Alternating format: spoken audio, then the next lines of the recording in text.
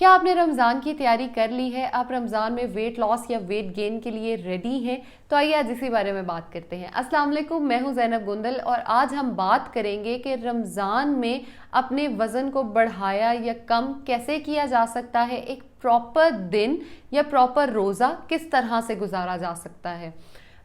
मैं ये video proper plan करके 4 या 5 दिन पहले मोस्ट प्रोबेबली अपलोड हो रही होगी, ताकि आप रमज़ान जो है वो बहुत आसानी से गुजार सकें। ऐसी छोटी छोटी टिप्स एंड ट्रिक्स मैंने इसमें शेयर की हैं जो आपको बहुत हेल्प आउट करेंगी आपके रोज़े में। सबसे पहली चीज़ अगर हम देखें तो रमज़ान में हम ऑलमोस्ट 16 से 17 घंटे जो है वो भूखे और प्यासे गुजार रहे होंगे।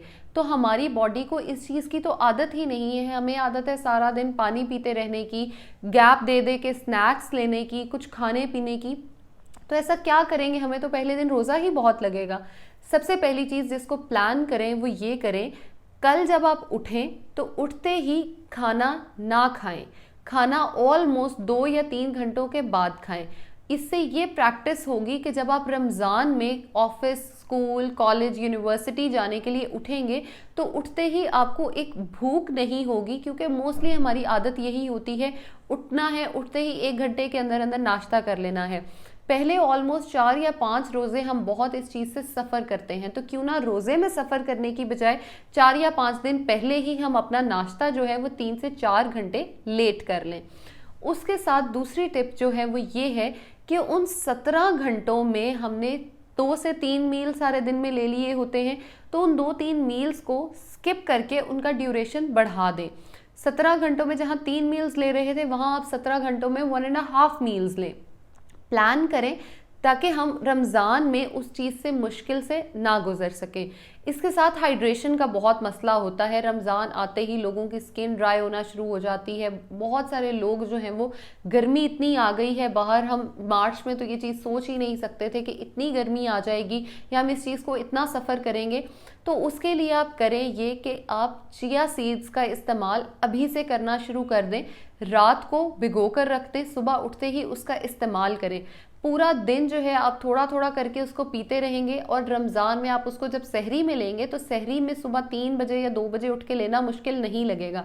लेकिन अगर आप डे 1 पे ही रमज़ान में लेंगे तो वो उस दिन बहुत मुश्किल लगेगा और रमज़ान में रूटीन बनाना कदरे मुश्किल हो जाता है। उसके साथ ये अपने नमाज की पाबंदगी जो है वो शुरू कर लें। अगर हो सके तो आज या कल में एक रोज़ा रख लें ताकि प्रैक्टिस हो सके रोज़ा की, और उसके बाद नेक्स्ट डे उसको इजी हो जाएगा आपको लेके चलना। जैसे मैंने मील स्किप करने का कहा पीछे, तो वो इजी होता चला जाएगा। उसके बाद अपना डिनर जो है उसको आप स्विच करके खींच के इफ्तारी के टाइम या ले आएँ, या अपने डिनर को खींच के जब आप रमज़ान में डिनर कर रहे होंगे प्रॉबेबली 10 बजे के करीब वहाँ ले जाएं, ताकि आपका एक रूटीन सेट होती जाए और आपके माइंड को पता हो कि मैंने ये 10 बजे ही खाना खाना है, और बॉडी खुद को प्रिपेयर करना शुरू कर देती है।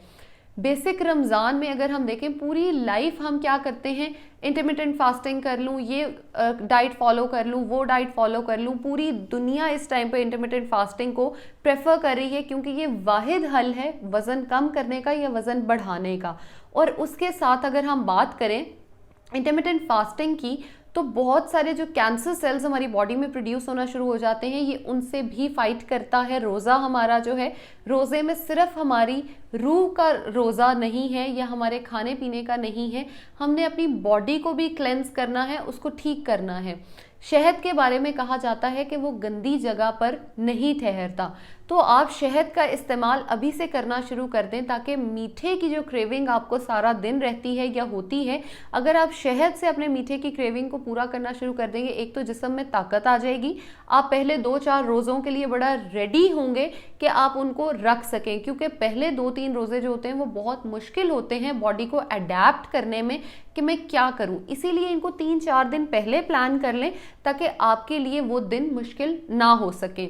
इसके साथ अगर मैं बात करूं, अपनी नमाज़ों के साथ एक्स्ट्रा नफल ऐड करना शुरू कर दें, क्योंकि जब हम रोज़े में नमाज पढ़ रहे होते हैं और बार बार बोल रहे होते हैं तो हमारा एकदम से जो फ्लो है वो टूटना शुरू हो जाता है, हमसे सही बोला नहीं जा रहा होता।